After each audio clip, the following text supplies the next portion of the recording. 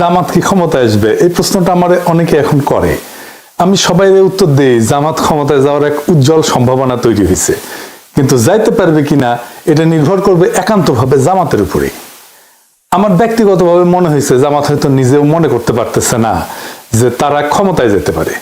তাহলে কি করলে জামাত ক্ষমতায় যেতে পারে বা ক্ষমতায় যাওয়ার সম্ভাবনা আরো উজ্জ্বল হয়, সেটার আলাপ আজকে।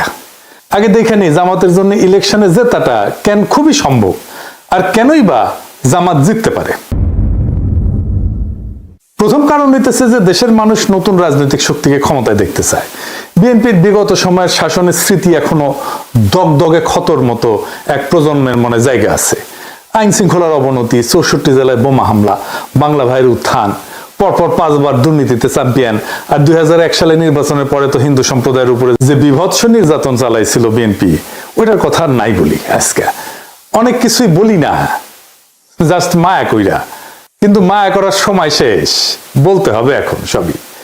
এই সপ্তাহে একটা প্রজন্মের মনে জল জ্বলে। এছাড়াও বিএনপির রাষ্ট্র চালানোর অদক্ষতা ছিল প্রকাশ্য। ক্ষমতার একাধিক কেন্দ্র তৈরি হয়েছিল, তাইওয়ানে অফিস খুলতে দিছে বাণিজ্য মন্ত্রী, আর কেউ জানে না। বিএনপির আমলে এমপিদের দৌড়ানি দিল পাবলিকে। দুনিয়াতে পানি আর বিদ্যুৎ নিয়ে আন্দোলন হয়েছিল, একটা বিশাল বড় আন্দোলন। ওইটি আন্দোলন ঠেকাইতে গেছে সালাউদ্দিন এমপি, বিএনপির ওই এলাকায়। পাবলিকের দিছে দৌড়ানি, সে দৌড়ে জান বাঁচাইছে। ওর নাম হয়েছিল দৌড় সালাউদ্দিন। এই সালাউদ্দিনের হিস্ট্রি জানেন? জানেন না? ওই বিএনপির জামাই কোটার যে বুদ্ধিজীবী নিজের এলিট মনে করে, আর লিখেছে আমি নাকি বাঙ্গু এলিটদের ভ্যালিডেশন চাই। তো বিএনপির এলিট সালাউদ্দিন, দৌড় সালাউদ্দিন, এই এলিটও তো তার এমপি, তাই না? তো যেহেতু তার একটা আমল নামা দেখে আসেন, দৌড় সালাউদ্দিনের আমল নামা।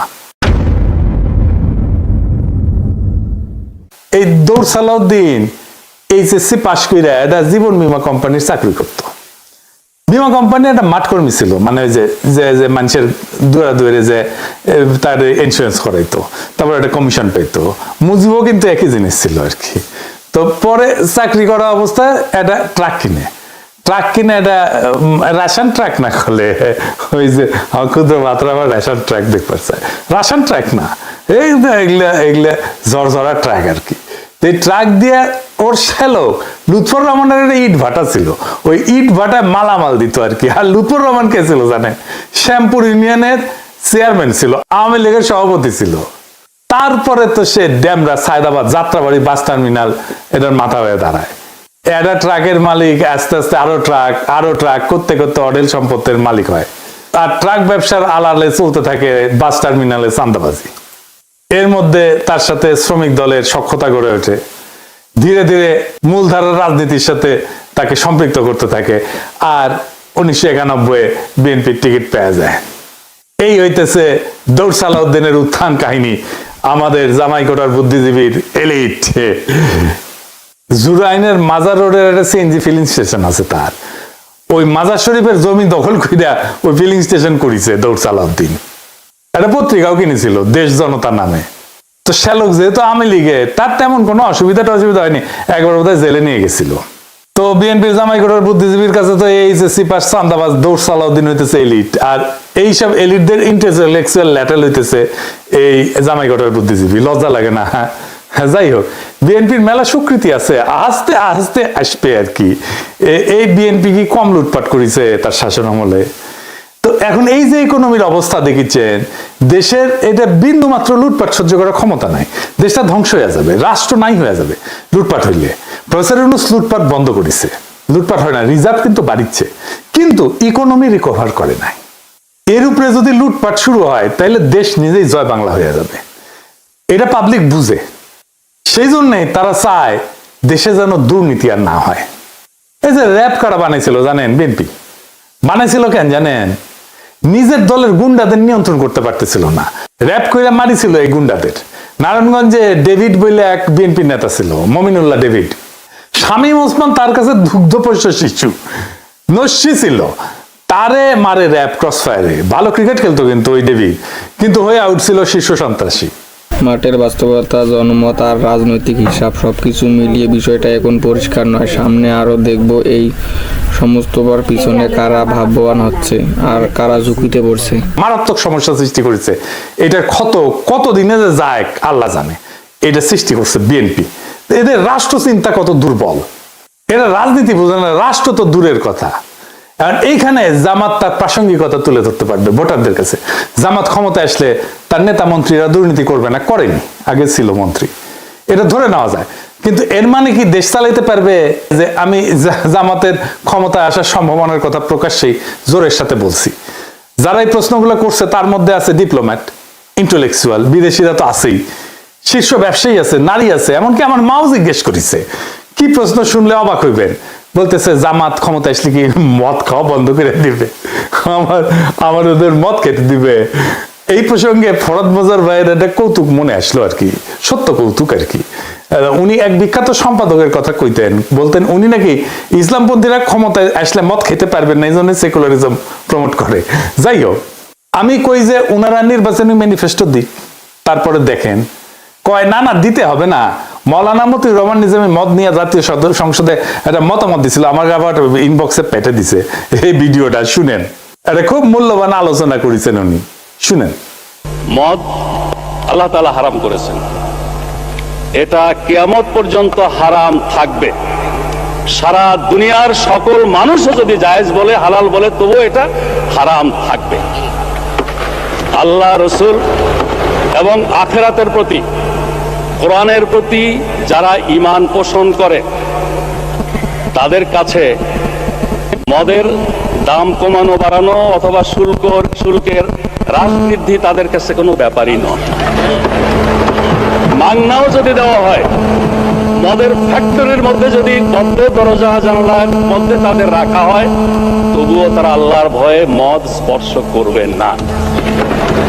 মানে স্পিকার, আমি তাদের উদ্দেশ্যে বলতে চাই, তারা যদি সত্যি এটা নিয়ে রাজনীতি না করতে চান, আন্তরিকভাবে মদ বন্ধ হোক এটা চান, তাহলে মদ বন্ধ তো ইসলামী অনুশাসন পুরোপুরি চালু ছাড়া হতে পারে না। ইসলামী রাষ্ট্র ব্যবস্থা, সমাজ ব্যবস্থা, শিক্ষা ব্যবস্থা চালু হওয়া ছাড়া হতে পারে না। অনুশাসন কায়েমের আন্দোলনকে বলেন মৌলবাদ, বলেন সাম্প্রদায়িকতা, বলেন ধর্মান্ধতা। যতদিন তারা ইসলামী রাষ্ট্র ব্যবস্থা, সমাজ ব্যবস্থার আন্দোলনকে মৌলবাদ, সাম্প্রদায়িকতা, ধর্মান্ধতা বলা বন্ধ না করছেন, ততদিন মদের ব্যাপারে তাদের কোনো প্রশ্ন তোলার অধিকার নাই। মানে স্পিকার, এই ব্যাপারে আর একটা পিকচার আমি আপনার সামনে আনতে চাই। 1400 বছর আগে জনাবে মুহাম্মদুর রাসূলুল্লাহ সাল্লাল্লাহু আলাইহি ওয়াসাল্লাম যখন ইসলামের দাওয়াত দিচ্ছিলেন, সেই যুগটাকে বলা হয় আইয়ামে জাহিলিয়া। তখনকার দিনে মানুষের মদের আসক্তি আরো অনেক বেশি ছিল। আরবি ভাষায় দেখেছি মদের নাম 200-এরও বেশি। তাদের কাব্য সাহিত্যে মদের বন্দনায় ভরপুর। সেখানে বাড়িতে বাড়িতে মদের মটকি ছিল। আমেরিকার মতো এরকম প্রচার মিডিয়া ছিল না মোটিভেশনের জন্য, কিন্তু ইমানি শক্তি, আল্লাহ, রসুল, আখিরাতের প্রতি বিশ্বাস এমন একটা শক্তি, এই শক্তির বলে সেদিন পর্যায়ক্রমে মানুষকে তৈরি করে নিয়ে যে মদ নিষিদ্ধ করা হয়েছিল, আজকেও মুসলিম বিশ্বের সংখ্যাগরিষ্ঠ মানুষ আইনের কারণে নয়, আল্লাহর ভয়ে মদ থেকে দূরে থাকে। তো আমি এটা শুনে কই যে আমিও তো মদ খেতে নিষেধ করি, মানে আমি মানে ডাক্তারেরা আর কি। তো ওনারা কয় না না, ডাক্তাররা নিষেধ করলে সেটা অন্য কথা, কিন্তু মদ খেতে দিতে হবে। আমি কই না, খেতে দিলে সমস্যা কি?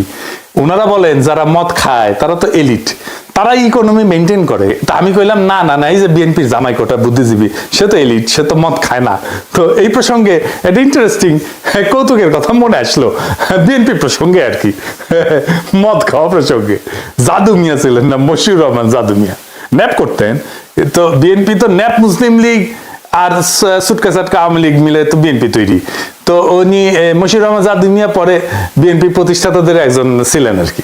কথিত আছে যে মশিউর রহমান জাদু মিয়ার ওই অগ্নিজল পান করার অভ্যাস ছিল আর কি। তো ভাষা নিয়ে বক্তৃতা দিচ্ছেন, পাশে জাদু মিয়া বসে আছে। তো কইতেছেন ভাসানী অগ্নিঝরা কণ্ঠে কইতেছে, চালের দাম বাড়িছে, ডালের দাম বাড়িছে, তেলের দাম বাড়িছে, মদের দাম বাড়ছে কিনা কইতে পারবো না, জাদু মিয়া কইতে পারবে। তো এই মদ খাইতে পারবো কিনা এটা একটা বিরাট জিজ্ঞাসা। যারা মদ খায় না তারা আরো বেশি জিজ্ঞায়। নারীরা বলে যে তারা তাদের পছন্দ মতো পোশাক পরতে পারবে কিনা। একজন তো কইলো যে বিকিনি পরতে পারবে কিনা। আমি কইলাম বাংলাদেশের মেয়েরা কি সিবিএসে বিকিনি পরে? হ্যাঁ, তো কয় না পরে না, কিন্তু পড়তে পারবে কিনা। মানে আগে থেকে কয়ে নিচ্ছে, কয়ে দিতে হবে পড়তে পারবে কিনা। যদিও বাংলাদেশের বেশিরভাগ তরুণ শিক্ষিত মেয়েরা হিজাব পরে, আমরা সেটাই দেখতে পাই। তারপরে এই আতঙ্ক ছড়ানো হয়েছে বা হইতেছে। 1922 সালে কতটুকু পা খোলা রাখতে পারবে মেয়েরা, সেটা নিয়ে পুলিশ ধরতে আমেরিকাত সিবিসে যায়। আর আমাদের এখনই দেওয়াই লাগবে বিকিনি পরার জন্য, পারমিশন দেওয়াই লাগবে। হ্যাঁ, আমার তো আপত্তি নাই, আমি তো দিবেরই চাই। আমার দেন রাষ্ট্রপতির পদে দাঁড়াই, আমার মার্কা মনে আছে তো, বুলডোজার, সিল মারো রে সিল মারো, বুলডোজারের সিল মারো, মাইরা দেন, আমি বিকিনি পরার ডিক্রি জারি করে দেবো প্রথম দিনই। যাই হোক, দুর্নীতি বন্ধ করবে জামাত, সাথে সাথে এক মহা সমস্যা শুরু হবে। কি সেই সমস্যা? মহারাজ, বিশাল সমস্যা। এই যে রাষ্ট্রযন্ত্র, তার প্রত্যেকটা নাট বল্টু দুর্নীতিগ্রস্ত, চেয়ার টেবিল পর্যন্ত ঘুষ খায়। যেই আমলাতন্ত্রের উপরে সে বৈশা রাষ্ট্র চালাবে সেটাই তো করাপ্ট, আগা পাঁচতলা করাপ্ট। ব্যাংক থেকে লোন নিতে গেলে ব্যবসা প্রতিষ্ঠানগুলোকে ঘুষ দিতে হয়, ব্যাংকের এমডি কে, বোর্ড মেম্বারদেরকে। যে লোন নিবে সে তো কাস্টমার, তারাই তো তেলাবে ব্যাংক। তা না, উল্টা যে সেল করিচ্ছে সেই তেলাত, সে তারই কাস্টমার তেলাইতেছে। এটা কেমনে ম্যানেজ করবে জামাত? এটার একটা সিস্টেম লাগবে। সিস্টেম ওদের মাথায় আছে কিনা কে জানে। জামাতের মন্ত্রিসভা কেমন হবে? নারী মন্ত্রী থাকবে কিনা? কয়জন থাকবে? জামাতের সুরাতেও তো নারী সদস্য নয়। জামাতের কিন্তু একটা আলাদা নারী সংগঠন আছে, যার নাম হচ্ছে বাংলাদেশ মহিলা জামাত ইসলাম।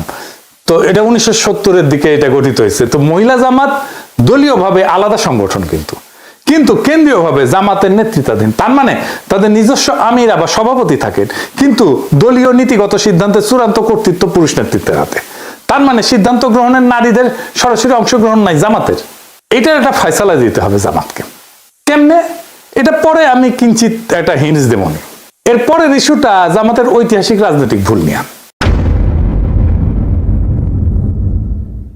আমি আগেও বলছি, এখন বলি, জামাতের রাজনৈতিক ভুলগুলা কেন হয়েছে তার কোনো গ্রহণযোগ্য ব্যাখ্যা দাঁড় করাতে পারে না জামাত। সেই পাকিস্তান সৃষ্টির আন্দোলনে জিন্নার বিরোধিতা, জমিদারি উচ্ছেদের বিরোধিতা করা, 1971-এ স্বাধীন বাংলাদেশের অভ্যুদয়ের বিরোধিতা করা, এটা কোনো গ্রহণযোগ্য ব্যাখ্যা দাঁড় করাতে পারে নাই জামাত। হাসিনার মতো বললে হবে না যে অতীতের ভুল ত্রুটি ক্ষমা সুন্দর দৃষ্টিতে দেখিয়া আওয়ামী লীগকে একবার দেশ সেবার সুযোগ দিন, এটা কইলে হবে না। ফিলোসফিক্যালি আর একটা সমস্যা আছে জামাতের। সেটা কি? ফিলোসফিক্যালি জামাতের রাজনৈতিক দর্শন দাঁড়ায় আছে মাওলানা মওদুদির উপরে। মাওলানা মওদুদি একজন দুর্দান্ত মেধাবী পলিটিক্যাল থিঙ্কার এবং ফিলোসফার, কিন্তু উনি তো সমাজতন্ত্রের পতন দেখে যাননি, উনি তো ওয়ার অন টেরর দেখেন নাই, উনি তো সারা দুনিয়া জুড়ে ইসলাম বিদ্বেষ দেখেন নাই, উনি তো ইসলাম কোপানো দেখেন নাই, উনি ডেমোক্রেসির সংকট দেখেন নাই, সোশ্যাল মিডিয়ার পাওয়ার দেখেন নাই, আর্টিফিশিয়াল ইন্টেলিজেন্স দেখেন নাই। তাই ওনার চিন্তার একটা রিভিউ দরকার আছে। এখানে আরেকটা গুরুত্বপূর্ণ দিক আছে, জামাতের ইসলামী এক নয়, তারা বড়াই জোট রাজনীতি অংশ। এখন প্রশ্ন হলো, তারা কি নেতৃত্ব দেবে নাকি কৌশলগত সামর্থ্যের সাথে ডিল করবে? ডাক্তার শফিক সাহেব কি ডিল করবে? মানে হাসিনা নেতা হইতে পারবে, কিন্তু ডাক্তার শফিক হইতে পারবে না, যেহেতু ওনার মুখে দাঁড়িয়ে আছে আর মাথার টুপি আছে। পাবলিকে ভোট দিলেও পারবে না, ডেমোক্রেটিক্যালি একটা ইলেকশনে জিতে আসলেও পারবে না। মজা আর কি। আর একটা ইস্যু হইতেছে যে কেউ কেউ মনে করতেছে জামাত আসলে একটা অ্যান্টি হিন্দু রাজনীতি করবে। এই ইস্যুটারে জামাত বুদ্ধিমত্তার সাথে মোকাবেলা করতে পারে না, এখনো পারতেছে না। সে হিন্দু সম্প্রদায়ের সাথে এনগেজ কিভাবে হইতে হবে সেটা ধরতে পারে না। একবার জামাতের হিন্দু শাখা করে এইভাবে, আর একবার গোবিন্দ প্রামাণিকের হাত ধরে। আপনারা এখানে এসেছেন জামাত ইসলামের ডাকে। জামাত ইসলাম শুধুমাত্র একটা রাজনৈতিক দল নয়, এটা একটা ইউনিভার্সাল ইউনিভার্সিটি। আপনারা এখানে আসেন, শিক্ষা লাভ করেন, নীতি শিক্ষা দেন, আদর্শ শিক্ষা দেন, এবং কিভাবে ধর্ম অনুযায়ী দেশ নিজের জীবন পরিচালনা করা যায় এবং দেশ পরিচালনা করা যায়, আপনারা সেই শিক্ষা লাভ করেন। তো জামাত না মাঝে মাঝে গোবিন্দ প্রামাণিকের হাত ধরে ওই গাওয়া শুরু করে, আমার হাত ধরে তুমি নিয়ে চলো সখা, আমি তো পথ চিনি না, কইয়া মারে দৌড়। সে অখণ্ড ভারতের সৈনিক RSS এর পান্ডা গোবিন্দ প্রামাণিকের হাত ধরে। এটা ইসলামী দলের হিন্দু শাখা হইতে পারে না, ফুল স্টপ। কাঁঠালের আম সত্য হয় না রে ভাই। এই সিম্পল জিনিসটা জামাত না বুঝলে কেমনে হবে? তাহলে কি করবে? সে কিভাবে এনগেজ হবে হিন্দু সম্প্রদায়ের সাথে? আমি বলবো কোনো কিছু করার আগে একটা ইন্ডিপেন্ডেন্ট রিসার্চ অর্গানাইজেশন দিয়া হিন্দু বৌদ্ধ সম্প্রদায়ের মধ্যে মানে মাইনরিটিদের মধ্যে জামাতের প্রতি নেট ট্রাস্ট স্কোর মাপা, এটাই হবে জামাতের হিন্দু সম্প্রদায়ের মধ্যে গ্রহণযোগ্যতার মাপকাঠি। এখন এই নেট ট্রাস্ট স্কোর এই জিনিসটা কি আসেন এটা বুঝে দেখি।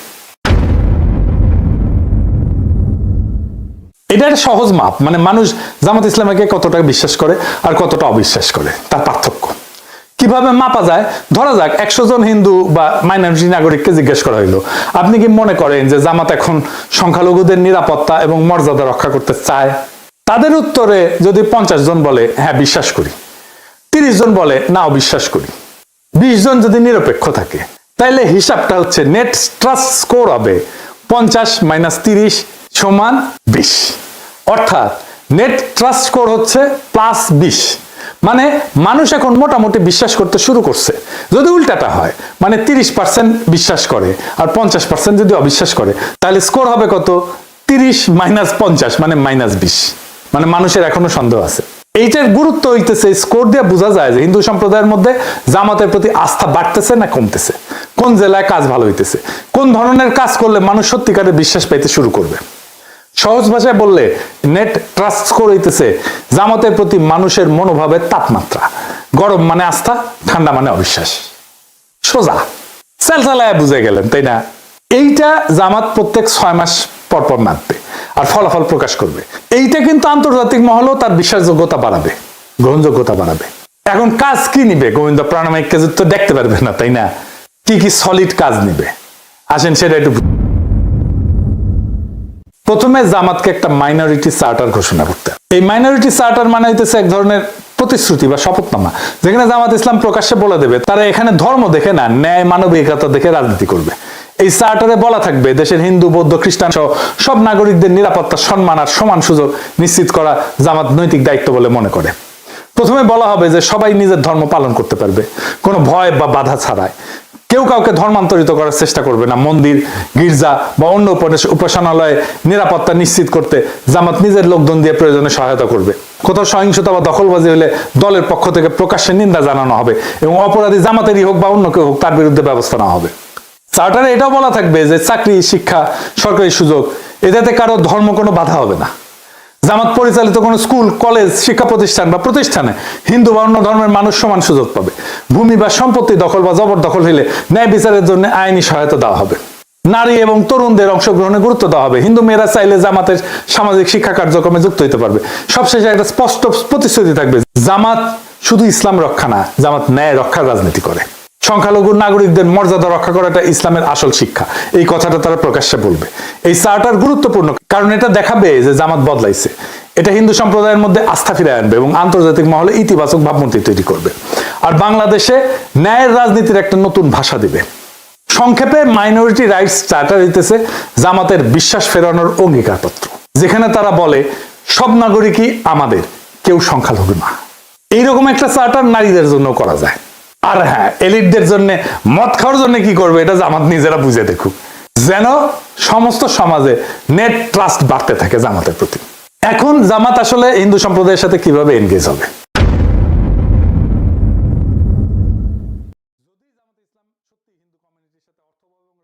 অতীত অভিজ্ঞতা বলছে ক্ষমতা পুরনো সহাবস্থান বা ধর্মীয় সহনশীলতার কথা বললে কাজ হবে না। এখন দরকার হবে ইনোভেটিভ, ইন্টেলেকচুয়াল, সাবভার্সিভ এবং ন্যারেটিভ চেঞ্জিং আইডিয়া, যা সাইমালটেনিয়াসলি হিন্দু কমিউনিটির আস্থা অর্জন করবে। নাম্বার 1। নাম্বার 2, জামাতের আদর্শের মধ্যে থিওলজিক্যাল কনসিস্টেন্সি রাখবে। 3 নাম্বার হইতেছে রাজনৈতিকভাবে আন্তর্জাতিক গ্রহণযোগ্যতা তৈরি করবে। আমি কয়েকটা ইনোভেটিভ আইডিয়া দিতেছি, এগুলোই সব না বা এগুলোই যে চূড়ান্ত তাও না, এগুলো চিন্তা করা যাইতে পারে, আমি আইডিয়া হিসেবে দিতেছি। এগুলো আমার মতে বাস্তবে প্রয়োগযোগ্য এবং কৌশলগতভাবে গেম চেঞ্জার হইতে পারে, আর হিন্দু সম্প্রদায়ের সাথে পলিটিক্যালি জামাত যুক্ত হইতে পারবে। নাম্বার 1, কমন গুড পলিটিক্স বা ইসলামিক ভাষায় নাগরিক সংহতি। জামাত একটা শরিকুল খার বা শেয়ার্ড গুডনেস অ্যালায়েন্স করতে পারে। এই নামে নতুন একটা ফোরাম তৈরি করতে পারে, যেখানে হিন্দু সম্প্রদায়ের লোকজন, শিক্ষক, চ্যারিটির লোকজন, দাতব্য সম্প্রদায়ের লোকজন, মাদ্রাসা শিক্ষক, স্থানীয় মুসলিম নেতারা যৌথভাবে কাজ করবে। কিসের জন্য কাজ করবে? সামাজিক ইস্যুতে কাজ করবে।